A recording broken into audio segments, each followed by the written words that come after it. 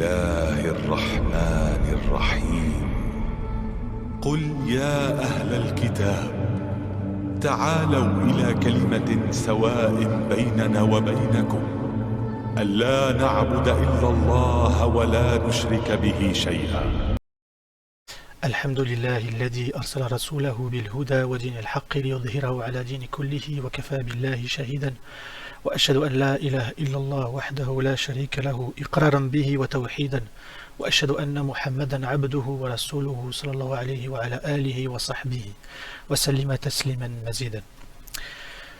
Alhamdulillah, la dernière fois on a vu l'explication et l'authentification notamment de la variante du hadith qui dit 72 parties, 72 sectes au paradis et la 73e en enfer, donc on a vu l'inverse. Là maintenant on va passer à la partie du fait que si on comprend mal ce hadith, ou si on l'applique mal, eh bien ça peut amener à la contradiction des objectifs du Coran et même d'autres hadiths, c'est-à-dire de la sunna en question, parce que quand on prend un sujet, il faut prendre un sujet dans son ensemble. Donc là on va Inch'Allah y voir en fonction de ce que nous dit le Coran, surtout dans les versets muhkam, dans les versets clairs. Et vous allez voir, Inch'Allah, avec moi, que le Coran il a des objectifs clairs et que faire rentrer n'importe qui dans le hadith de 113 sectes peut être un jeu dangereux. Donc le Coran, qu'est-ce qu'il dit? Le premier verset, donc dans la sourate 30, je crois que c'est Ali Imran, si je ne me trompe pas. Non, pardon, c'est pas Ali Imran, c'est le verset, donc la sourate 30, je ne sais plus si c'est le Hujurat. Là j'ai mis que le numéro, j'avais oublié de mettre le nom de la sourate, mais ma'alish, c'est pas grave. Donc le Coran, qu'est-ce qu'il dit? Munibin ilayhi wattaquhu wa aqimus salata wa la takunu minal mushrikin. Ou man hum al mushrikin? Qui sont les mushrikin ici? Donc Allah subhanahu wa ta'ala il dit dans ce verset, ne soyez pas parmi les associateurs. Donc au début il dit revenez repentant à Allah, craignez-le, accomplissez, levez-vous pour la salat, wa la takunu minal mushrikin. Ne soyez pas comme les associateurs.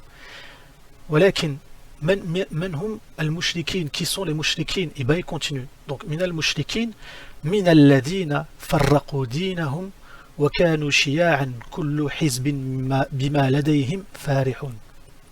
Donc c'est qui les associateurs? Ne soyez pas parmi les associateurs, parmi ceux qui ont divisé la religion en sectes, chaque groupe exultant de ce qu'il a acquis. Enfin, subhanallah, ce verset, il a même pas besoin d'explication tellement il est clair. C'est-à-dire qu'aujourd'hui, c'est ce qu'on retient. C'est-à-dire que chaque groupe a une étiquette, chaque groupe se met des étiquettes et s'attribue des honneurs, s'attribue le fait qu'il est Ahl Sunnah wal Jama'a, en vois-tu, en voilà, en s'attribuant comme étant la Firqatun Najiya, le groupe sauvé.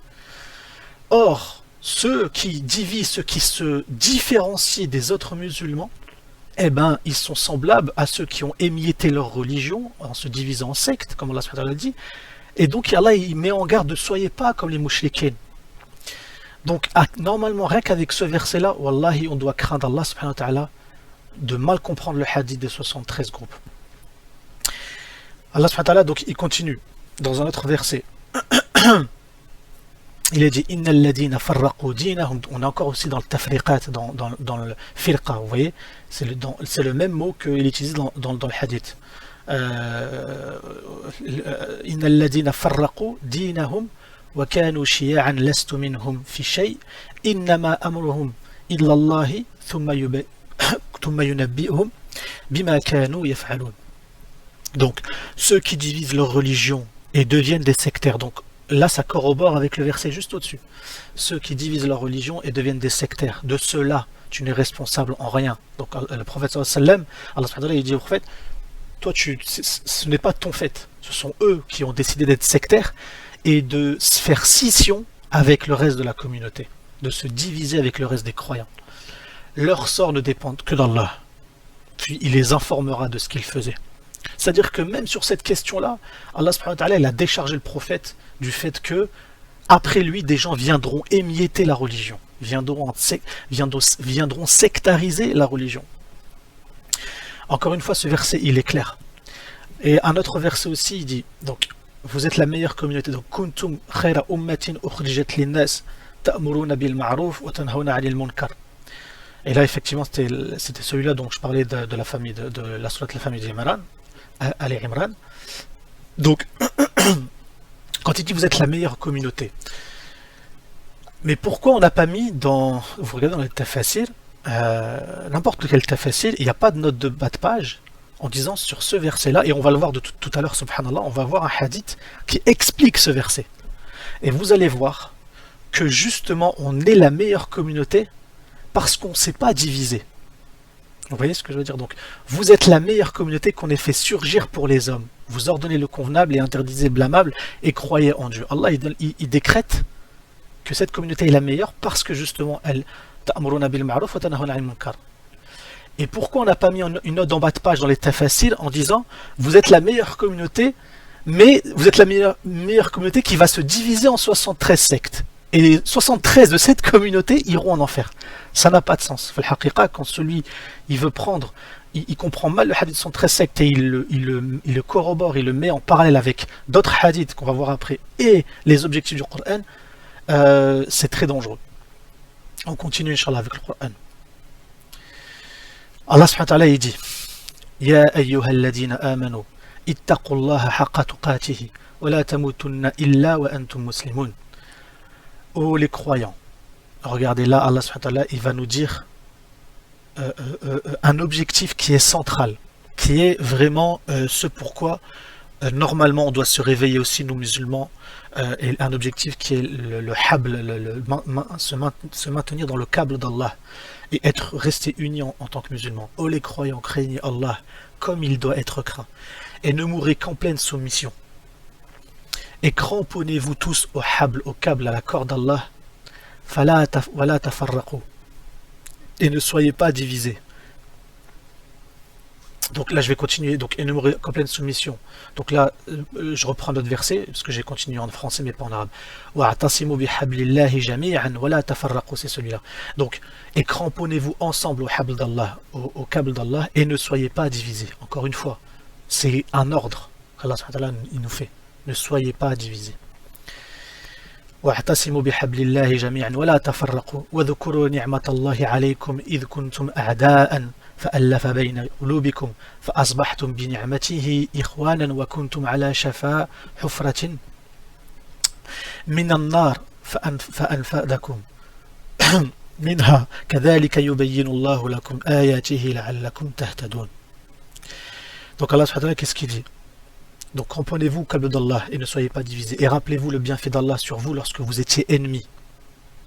C'est lui qui réconcilia vos cœurs. Regardez, Allah il a commencé par la division. Et après, qu'est-ce qu'il a continué? Ne soyez pas divisés. Et rappelez-vous, ici, et rappelez-vous le bienfait d'Allah sur vous. Lorsque vous étiez ennemis, c'est lui qui réconcilia vos cœurs. Il parle ici de division, donc de ne pas se diviser. Et après, Allah subhanahu wa ta'ala, il met l'accent sur le fait que, à l'époque de la Jahiliya, ils étaient ennemis. Et ensuite, Allah, par le pacte, on va dire de l'islam, et il a réconcilié les cœurs des ennemis. Et ça, c'est l'objectif des musulmans, de nous réconcilier nos cœurs. C'est un des maqsad de notre religion entre nous, entre musulmans. Donc Allah subhanahu wa ta'ala, il continue.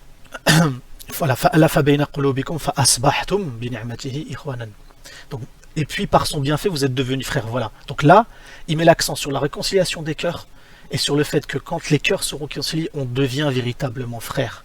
Donc une des conditions pour qu'on soit véritablement frères en islam, c'est que nos cœurs soient réconciliés. Et alors que vous étiez au bord d'un abîme, donc là il continue, donc et alors que vous étiez au bord d'un abîme de feu, minannar, c'est lui qui vous en a sauvé.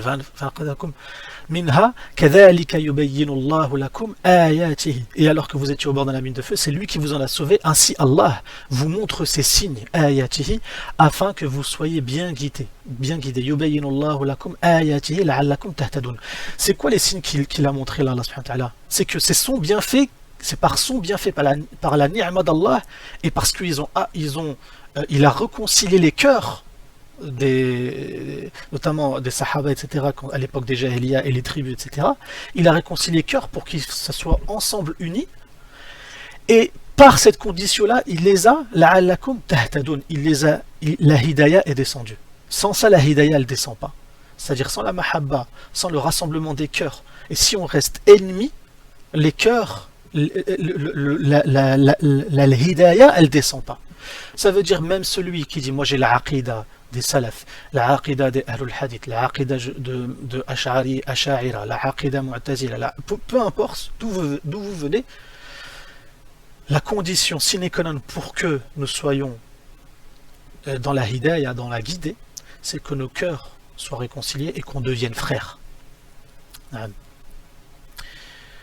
Donc ainsi Allah vous montre ces signes afin que vous soyez bien guidés. Et ensuite Allah il continue encore. C'est pour ça que j'ai mis un ensemble de versets pour pas non plus tout le temps prendre des versets isolés. Que soit issu de vous, donc waltakun minkum ummatin yad'una ila al-khayr, que soit issu de vous une communauté qui appelle au bien, wa ya'muruna bil ma'ruf, donc qui ordonne le convenable, wa yanhauna 'anil munkar, et interdit le blâmable. C'est ce qu'on a vu, donc ça rejoint, c'est une répétition. Vous voyez à quel point ce maqsad, ce but, il est important dans notre vie et que c'est un des attributs, ce sont des sifat, des qualités qui sont propres au groupe, justement à la Ummah, que le prophète sallallahu alayhi wa sallam il voulait construire et qu'Allah il veut pour les musulmans, ce sont les attributs qu'Allah subhanahu wa ta'ala il veut. Donc, qui appelle au bien, ordonne le convenable et interdit le blâmable. Car ce seront eux qui réussiront. Et ne soyez pas comme ceux qui se sont divisés et se sont mis à disputer. Regardez, Allah subhanahu wa ta'ala, il dit encore, il revient sur la chose qu'on a vue juste avant. Regardez, pour rappel, avant. Ceux qui divisent leur religion et deviennent des sectaires, de cela tu n'es responsable en rien. Et encore, ici, ne soyez pas parmi les associateurs, ceux qui ont divisé la religion. Donc, Allah subhanahu wa ta'ala, il revient tout le temps sur cette notion de division. C'est-à-dire, il n'a pas parlé de divergence, hein. Il n'a pas parlé d'irtilaf. Il a dit iftiraq.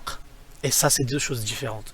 Et souvent, et ça c'est le malheur, tout le monde, à partir du moment où il y a irtilaf, les gens ils font rentrer les irtilaf, même dans la aqidah, dans les furu', dans la croyance, dans les branches secondaires, les gens ils font rentrer certains groupes de pensée dans les 73 sectes. Et ça c'est une grave erreur. Parce qu'Allah, c'est pas ça qu'il a demandé, c'est pas ces conditions-là qu'il a donné les perdants. Il a dit c'est la division qui fait qu'on soit perdu. Le fait qu'on se divise volontairement. Parce qu'on dit, nous, ça c'est pas un musulman comme nous. Lui, il est kafir. Lui, il est mubtadi'. Lui, il est ceci, cela. C'est-à-dire comme si on le sortait facilement. Yani, c'est plus notre frère. On rentre plus dans la hidayah d'Allah subhanahu wa ta'ala. C'est impossible. Donc, ne soyez pas comme ceux qui se sont divisés. وَلَا تَكُونُوا كَالَّذِينَ تَفَرَّقُوا وَاخْتَلَفُوا. Regardez, subhanallah, la hikmah d'Allah, la sagesse d'Allah subhanahu wa ta'ala. Allah, il n'a pas dit et ne soyez pas comme ceux qui se sont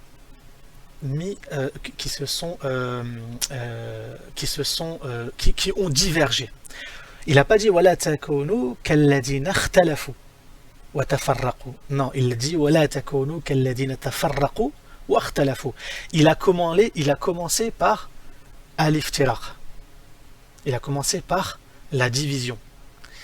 Il a commencé par la division, l'iftiraq, c'est-à-dire la scission, la séparation des groupes. Ça veut dire quoi? Ça veut dire qu'Allah subhanahu wa ta'ala, il dit, si vous vous séparez, alors vous vous mettrez à avoir des irtilaf, et pas l'inverse. Nous, on croit que c'est les irtilaf qui donnent la séparation, alors que non. On peut très bien avoir des irtilaf, mais pas se disputer. Vous voyez ce que je veux dire? On peut très bien avoir des irtilaf, et pas tafarraq, et on ne se divise pas.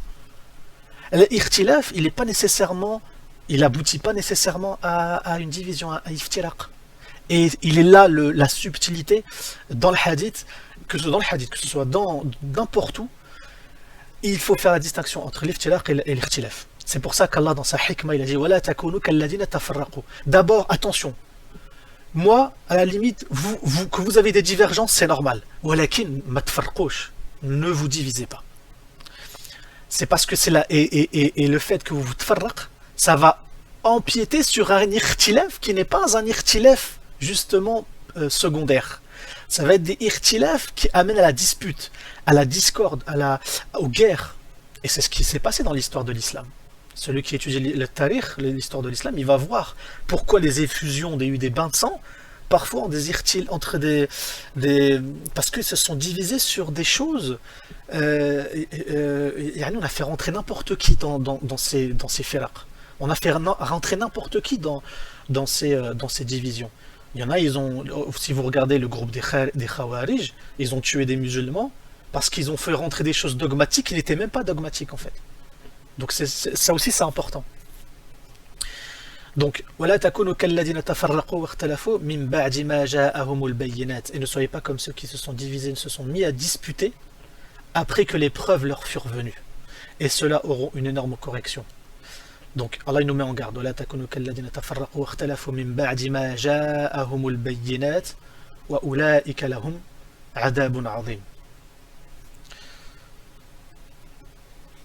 Allah subhanahu wa ta'ala, qu'est-ce qu'il dit ensuite? On continue dans le Coran. قل تعالوا أتلوا ما حرم ربكم عليكم ألا تشركوا به شيئا. Donc là ça va être tout ce que la firqatun najiya, le groupe sauvé, il va avoir comme objectif. Les objectifs là ils sont clairs, c'est un verset muhkam. قل تعالوا, donc venez, je vais vous réciter. قل تعالوا أتلوا ما حرم ربكم عليكم. Je vais vous réciter ce qu'Allah, ce que votre Seigneur vous a interdit. Allah tushriku bihi shay'an. Première chose, première condition, premier attribut du groupe sauvé, de la firqatun najiya. Allah tushriku bihi shay'an. Et là, on ne parle pas de tiens, Allah il a dit qu'il avait une main, donc celui qui dit qu'Allah il n'a pas une main comme une main réelle, etc. Il n'est pas rentré dans ces philosophies. Allah il a été clair. Ne lui associe rien. Allah subhanahu wa ta'ala, on le connaît avec ses attributs, avec ses noms, avec ses perfections. Ne lui associez rien, c'est simple. Et là, deuxième condition du groupe sauvé, avec les parents, bienfaisance envers les pères et les mères. Les parents, du meilleur comportement. Ne soyez pas les ihsan, istihsan, c'est-à-dire l'amélioration continue, et soyez bienfaisants envers vos pères et vos mères. Troisième condition, ne tuez pas vos enfants pour cause de pauvreté.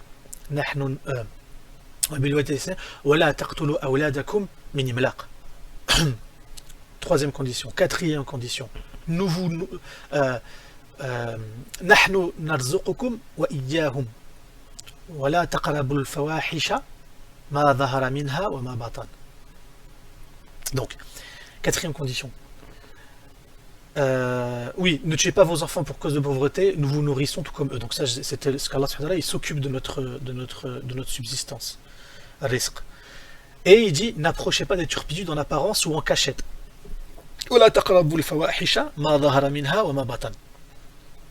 Ensuite, notre condition.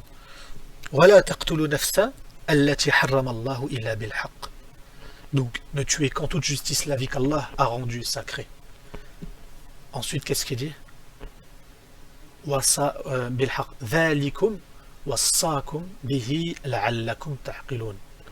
Voilà ce qu'Allah vous a recommandé de faire. Peut-être raisonnez-vous. Donc ça, les conditions et les attributs du groupe sauvé. Venez, je vais vous réciter ce qu'Allah vous a interdit. Et comme ça, vous ne serez pas égarés. Et il continue en plus. Voilà taqrabu ma lal yatimi illa billati hiya ahsan hatta yablugha ashuddah. Et ne vous approchez des biens de l'orphelin que de la plus belle manière, jusqu'à ce qu'il ait atteint sa majorité.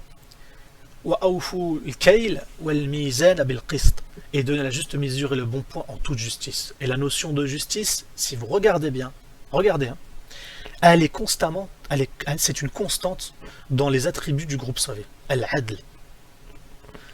C'est quoi le plus grand dhulm, la plus grande injustice qu'Allah dit dans un autre verset du Coran? Al-dhulm huwa shirk. La plus grande injustice, c'est d'associer Allah. Et la plus grande des justices, c'est le tawhid. C'est l'unicité d'Allah, c'est le tahqiq al-tawhid, c'est-à-dire concrétiser l'unicité d'Allah sur terre. C'est la plus grande des justices. Et Allah, subhanahu wa ta'ala, regardez dans le premier shurut, ici, venez, je vais vous réciter ce que votre Seigneur vous interdit, ne lui associez rien. Première justice, unifier Allah. Ensuite, la bienveillance envers les pères et les mères, c'est une autre justice. Ne tuez pas vos enfants parce que vous êtes pauvres. Une autre justice. Nous vous nourrissons comme eux. Allah, il est juste, il donne le risque. N'approchez pas des turpitudes en apparence ou en cachette. Ne tuez qu'en toute justice, qu'en toute justice. Allah, il parle encore de adl. Voilà ce qu'Allah vous a recommandé. Et là encore, il parle de juste mesure.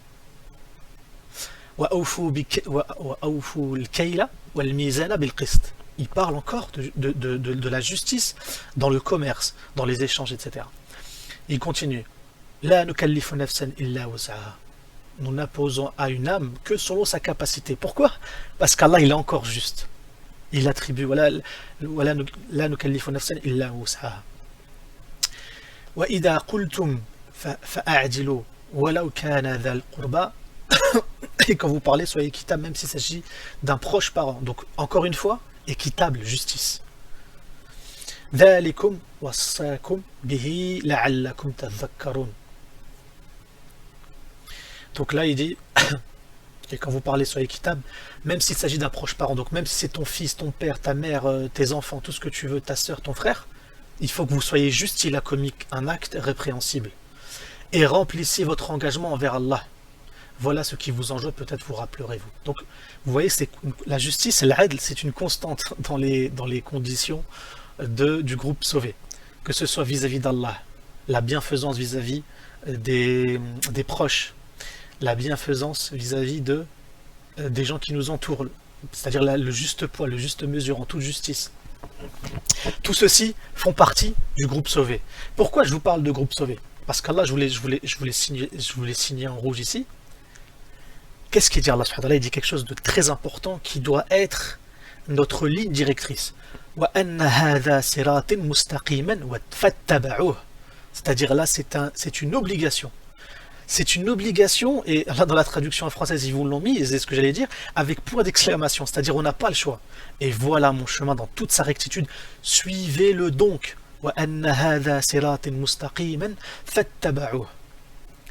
Et qu'est-ce qu'il dit? Regardez, subhanallah. Encore. Suivez-le donc et ne suivez pas les sentiers qui vous écartent de sa voie.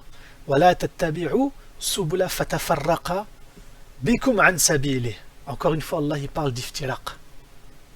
Mais là, il ne parle pas d'iftiraq qui sont liés à des ikhtilaf.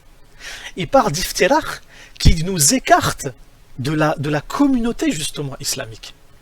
Donc suivez. Et c'est quoi la communauté islamique? C'est ceux qui suivent Sirat al-Mustaqim. Fahada Sirat al-Mustaqim. Et ceux qui suivent Sirat al-Mustaqim, c'est-à-dire Sirat al-Mustaqim, hum al-Firqatun Najiyah. Ce sont eux qui sont le groupe sauvé. Celui qui suit Sirat al-Mustaqim, il fait partie de la ta'ifa, de la Firqatun Najiyah al-Mansurati illa qiyam as-sa'a. C'est-à-dire, il fait partie du groupe sauvé qui va être sauvé jusqu'au jour du jugement dernier. Mais pour ça, il faut suivre ce qu'Allah subhanahu wa ta'ala il nous dit dans ses conditions dans le Coran et bien évidemment dans la Sunna, dans le hadith qu'on va voir ici justement après, mais également dans les hadiths que vous trouvez qui corroborent non seulement le Coran, qui détaillent le Coran, mais en plus qui correspondent aux objectifs de Sirat al-Mustaqim. Donc, ici, nous voyons bien que nous sommes sur les fondements. Regarde, Allah subhanahu wa ta'ala n'utilise que des objectifs simples, globaux. Donc, en fait, cet mustaqim, c'est la bienfaisance vis-à-vis d'Allah. Donner le haqq à tout le monde, être juste. قُلْ تَعَالُوا أَتْلُوا مَا حَرَّمَ رَبُّكُمْ عَلَيْكُمْ أَلَا تُشْرِكُوا بِهِ شَيْئًا. C'est des fondements justes, globaux, simples, et qui sont déployables sur toute la terre. C'est pour ça que dans la da'wa, celui qui fait une da'wa complexe, il n'y arrivera jamais. La da'wa, elle est simple. C'est des objectifs simples. Celui qui va appeler les gens à l'islam, il utilise des shurut, des conditions et des objectifs simples. Si tu commences à rentrer dans des iftiraq et dans irtilaf justement, qui sont mais si on parle de aqidah dans les asma Allah wa sifat, on va perdre les gens. Les gens ils vont être dégoûtés de l'islam et c'est ce qui se passe. C'est pour ça qu'il faut revenir au Coran et aux objectifs du Coran. Donc ce verset, comme on l'a vu, ces versets sont muhkam. ils sont pas ambigus, pardon. Ces versets-là, ils sont clairs. Ils sont pas sujets yani, à doute. Pas à doute, mais à ambiguïté, à avoir une autre façon à un autre sens. Ne suivez pas ce qui est en dehors d'Allah. Donc, pour revenir à anna hada siratal mustaqiman fattaba'uhu wa la tattabi'u subula fatafarraqa bikum an sabilihi dhalikum wassaakum bihi la'allakum tattaqun. Ne suivez pas ce qui est en dehors des fondements et ne vous divisez pas sur des choses qui ne sont même pas fondamentales, quand bien même vous divergez. Regardez, c'est ça le problème aujourd'hui. C'est que on se divise alors que on a des divergences qui ne sont même pas fondamentales en réalité. Quand quelqu'un va me dire moi je prie en qabd, l'autre il va me dire moi je prie en sadl, et que quand on voit certains frères, pour pas les citer, qui disent oui mais la condition, un des chartes pour la prière c'est de prier en qabd et les mains sur les poitrines. Bah, subhanallah, on sait très bien que depuis la nuit des temps, depuis les écoles juridiques, la naissance des écoles juridiques, depuis la première école juridique jusqu'à la plus récente, zahirisme ou peut-être après, vous voyez bien qu'il y a eu plein de divergences sur les mains, comment elles doivent être placées sur la salat. Est-ce que vous pensez que ceci fait partie, on peut faire rentrer dans le groupe des égarés quelqu'un qui prie en sadl? Est-ce que ça c'est salat al-mustaqim, de prier en sadl ou en qabd? C'est vraiment ça? Non. Donc c'est même pas fondamental. Et les gens ils arrivent à se disputer, à se séparer à cause de ces divergences qui ne sont pas fondamentales. Ce qui veut dire que même si on diverge, Yallah, même si on diverge dans Asma Allah wa Sifat, mais ça reste mon frère. Ça reste mon frère tant qu'il est dans Sirat al-Mustaqim. En plus de cela, Billah alaykum, 5 fois par jour, on récite le Fatiha. Voire, on va même aller 7 fois par jour. Pourquoi 7 fois par jour? Parce que je parle de Shaf' wal Witr. Ceux qui font Shaf' wal Witr, en fait, ils font 7 fois par jour la Fatiha au minimum. Et dans la Fatiha, qu'est-ce qu'on retrouve? Qu'est-ce qu'on demande à Allah 7 fois par jour? Ihdina sirat al-mustaqim. Et pourquoi on fait cette dua? Parce qu'on a besoin d'Allah pour qu'Allah nous guide dans sirat al-mustaqim. Et c'est quoi sirat al-mustaqim? C'est ce qu'on vient de voir. C'est clair. Donc, ne suivez pas ce qui est en dehors de sirat al-mustaqim. Et ne vous divisez pas. Ne vous divisez pas sur des choses qui ne sont même pas fondamentales. Ne vous divisez pas, même si vous divergez. Et elles ne sont pas fondamentales, alors ceci ne nécessite pas de vous désavouer et donc de vous diviser. Et j'ai mis en bas de revenir dans mes vidéos précédentes l'explication, les 3 visions que l'imam Shatibi a définies sur le hadith de l'iftiraq des 73 sectes, 73 groupes.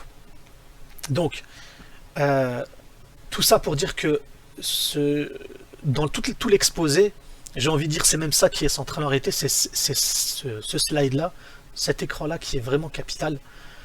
Parce que si vraiment on arrive à se recentrer quand on a une divergence ou même une division, on se recentre sur ces objectifs-là, wallah, et que même si on a des divisions dans des choses qui nous paraissent à nos yeux importantes, on va dire il a sa vision des choses dans Asma Allah wa Sifat, j'ai ma vision des choses. Walakin, ça reste mon frère. Et je n'ai pas lieu de l'attaquer ou de l'insulter ou de l'humilier. Parce que wallah, c'est très grave d'humilier un frère. L'islam, surtout, c'est un frère. Parce qu'il suit Sirat al-Mustaqim comme nous. Il est dans la Millatu Ibrahim.